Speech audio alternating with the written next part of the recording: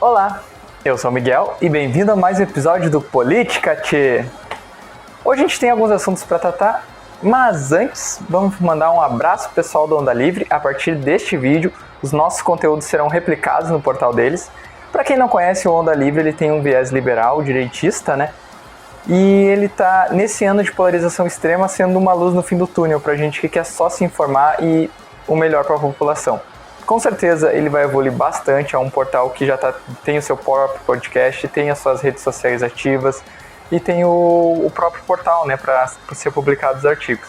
Eu vou deixar todos aqui para vocês seguirem e espero que vocês curtam. E com certeza o pessoal aqui do Sul vai aprender mais com o Onda Livre e o Onda Livre vai aprender mais sobre aqui o Sul.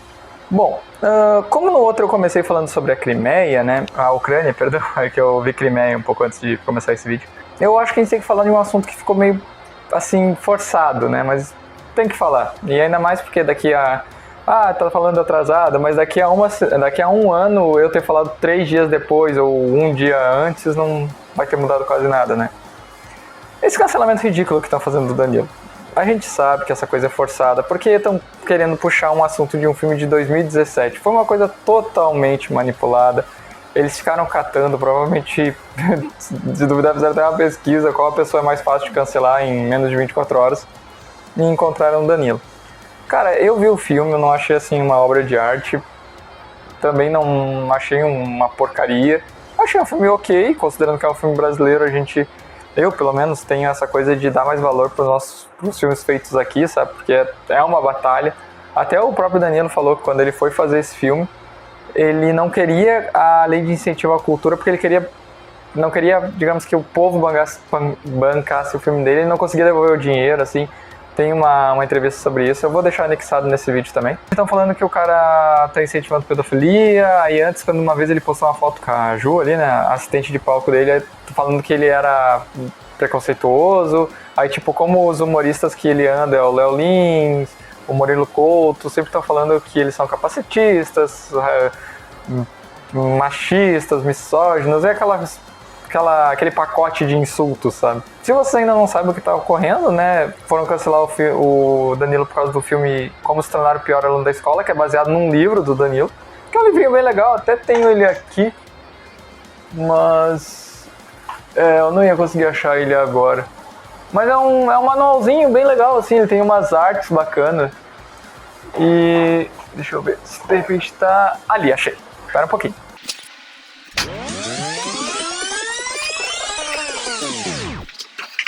É esse livro aqui, que ele é baseado, Como Se Tornar o Pior Aluno da Escola.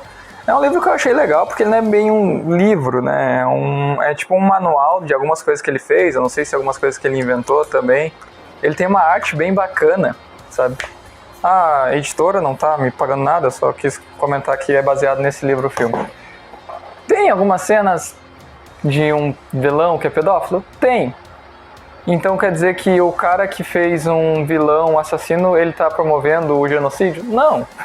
Sabe, é que nem eles cansaram de falar essa semana. Porra, é um vilão, ele tem que ser nojento, ele tem que ser asqueroso pra te entender que ele é um vilão, ele tem que fazer coisas que tu não gostaria, sabe? Que não são aceitas, que são repudiadas, né? Que são erradas. Por isso que ele é um vilão. E aí agora querem fazer isso. A única coisa que eu achei interessante assim, nesse cancelamento é que como o vilão que interpretava era o Fábio Porchat, então tipo, ele também teve que se defender, mas como ele é esse cara da esquerda, ele chama de beautiful people, né, quase um intocável, ele meio... Aquele cancelamento foi, a gente tem que cancelar o Danilo, mas na real a gente precisa cancelar o Porchat, mas não dá pra cancelar o Porchat, porque o Porchat faz especial zoando Jesus, a gente gosta dele por causa disso, e aí ficou aquela coisa, sabe, de, tipo, deu pra ver que foi um cancelamento meio perdido, assim, puxado pelos bolsonaristas, que não podem falar porra nenhuma, principalmente aquele deputado lá, André Fernandes, acho que é o nome dele, e aí saiu os vídeos dele e as piadas dele e os Twitter antigos dele, sabe, então não tem moral nenhuma, a mesma coisa Zambelli querendo falar que é da família e moral cristãs, aí aparece ela com a camisa do Femos, que o mesmo movimento que a Sarah Winter aparecia, que ela tava com o seio de fora, assim, sendo puxada pela polícia, sabe? É uma galera que eles estão tentando arrotar a virtude, mas não tá dando certo. Só que, como eles têm a máquina estatal, eles ficam postando e promovendo post, e aí isso acaba caindo. Só que a gente deu pra ver que é basicamente pra esconder que tá tudo estourando os preços. Tipo, eu tava conversando com um amigo meu, E ele falou que em São Paulo, tipo, o quilo da cenoura tá R$14. Cara, isso é insano. Vamos voltar a falar das coisas que importam. Vamos voltar a falar de gasolina batendo R$8, em alguns lugares 9, de a comida sendo quase inalcançável, tu poder comer carne todos os dias.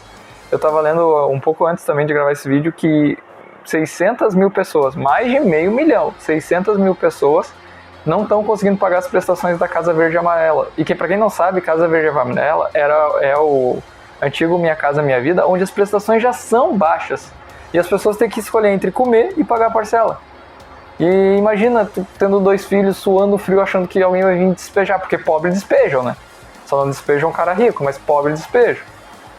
Daí, pô, no meio de tudo isso, ainda querem ficar enfiando lição de moral de filme de 5 anos atrás. Sabe, não cola. E, assim, eu, pelo menos na minha concepção, assim, eu vi, não colou mesmo. O pessoal tentou, mas não colou. Bom, vamos para as notícias daqui, então. O que aconteceu essa semana que eu dei uma notada? A primeira, né, é que finalmente a ponte do Fandango, lá em Cachoeira do Sul, decidiram, né, começar a consertar ela. Vão começar agora os preparos semana que vem. Para quem não sabe, essa ponte, ela já deu um problema com ela em 2017, agora tá dando outro. Estão vendo falhas estruturais, só que daí eles sempre esperam ano de eleição para fazer o conserto.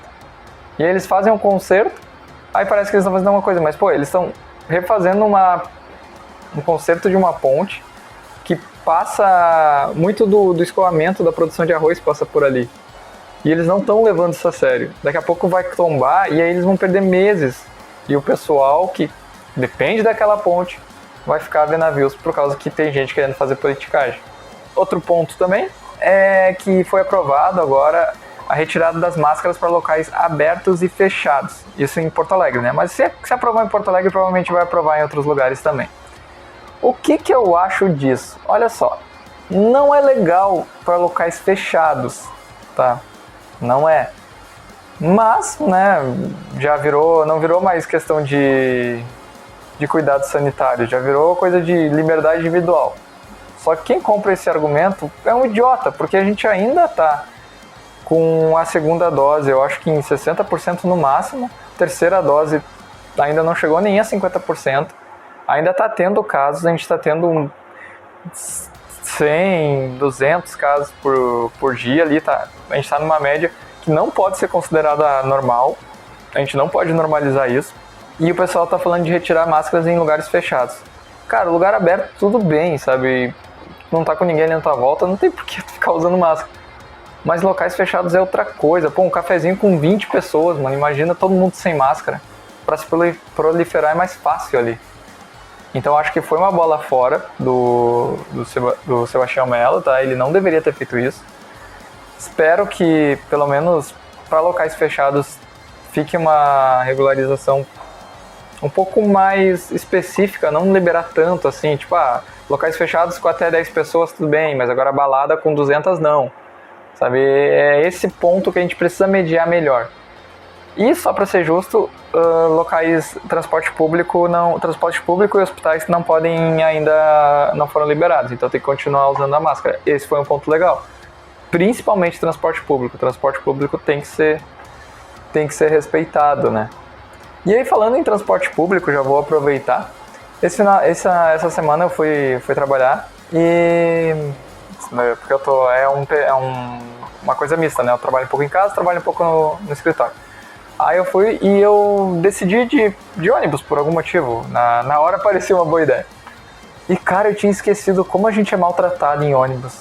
Eu não tô falando de motorista babaca ou de algum passageiro idiota, sabe? Nem de assalto, nem nada, que já é um problema enorme. Mas como a gente é levado que nem animal lá dentro, sabe? O pessoal espremido na porta. E, pô, cara, eu era estudante, isso faz 15 anos atrás, e a gente tinha esse problema. E a gente ainda tem hoje, provavelmente a gente vai continuar tendo. E isso é porque os nossos deputados, vereadores, não andam de ônibus. É surreal tu pensar que 6 da tarde, quando todo mundo sabe que o fluxo vai ficar maior, eles não coloquem mais linhas. E a gente que tá voltando do trabalho zoado e sendo esmagado durante às vezes uma hora e meia, aí tu desce e tem que caminhar mais, sei lá, 20 minutos até tua casa, porque a parada é perto de uma casa, as outras tem que andar, né? Então, é estranho a gente não ter evoluído ainda esse ponto, sabe? Transporte público tinha que ser uma das bases, a gente tinha que poder ir para transporte, ir de ônibus ou bicicleta, patinete. A gente deveria ter muitas opções de se locomover e se locomover bem, de uma maneira que tu não pareça estar sendo humilhado para fazer aquilo. E não é um transporte de graça, até caro, né, por causa da gasolina e os outros custos. Foi chato lembrar disso, sabe? Foi chato lembrar que a gente não é nada para o governo em matéria de transporte público. Eles não ligam, sabe? E eles não ligam porque eles não andam. Então acho que a gente tem que começar a lembrar isso, que não é normal tu voltar do teu serviço, ficar 1h30 do ônibus em pé, sendo esmagado, encoxado por outras pessoas, sabe? Assalto, bom, infelizmente acontece, isso é uma escolha de uma pessoa.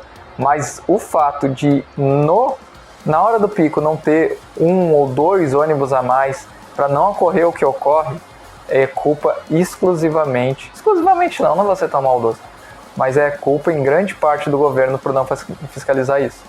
Então Melo, Jairo Jorge, prefeitos, vereadores, vejam isso, porque isso não é correto. A gente também teve a discussão do homeschooling, voltando à pauta, né? Um vereador ali de Porto Alegre sugeriu, né, essa discussão. E cara, a gente não é que a gente não esteja preparado para isso, sabe? Mas eu acho que é um problema tão de primeiro mundo.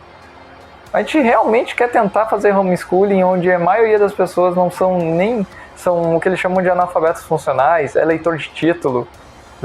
Na frase tem 5 palavras, eles leem 3. A gente quer tentar isso mesmo?